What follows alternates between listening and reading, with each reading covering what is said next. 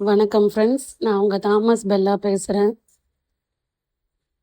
இன்றைக்கி நம்ம என்ன பார்க்க போகிறோம் அப்படின்னா, நமக்கு மனசுக்கு ரொம்ப பிடிச்சவங்களால மட்டும்தான் நம்ம ரொம்ப காயப்பட்டிருப்போம். சரிதானே? நமக்கு யாரெல்லாம் மனசுக்கு ரொம்ப பிடிக்குமோ அவங்களால தான் நம்ம ரொம்ப காயப்பட்டிருப்போம். ஏன்னா அவங்கக்கிட்ட நம்மளோட எதிர்பார்ப்புகள் ஜாஸ்தி ஆகிடுது.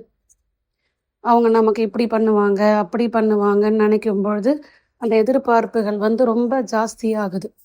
அதை அவங்க நமக்கு செய்யலை அப்படின்னும் பொழுது அவங்க மேலே கோபம் வருது. நம்ம நம்ம அவங்களுக்கு அவ்வளோ பிடிக்கும் இவ்வளோ பிடிக்கும்ன்றது உண்மைதான், யாரும் இல்லைன்னு சொல்லலை.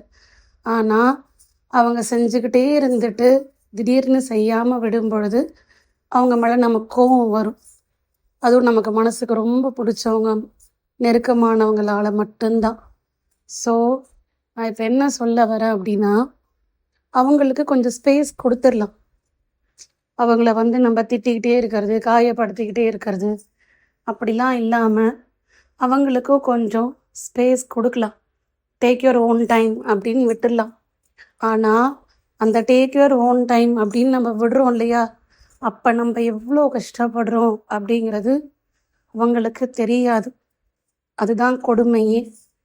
ஸோ யாரையும் மனசளவில் காயப்படுத்தாமல் வாழ முயற்சி பண்ணுங்கள். பிடிச்சிருந்தா லைக் பண்ணுங்கள், கமெண்ட் பண்ணுங்கள், சப்ஸ்கிரைப் பண்ணுங்கள். தேங்க்யூ.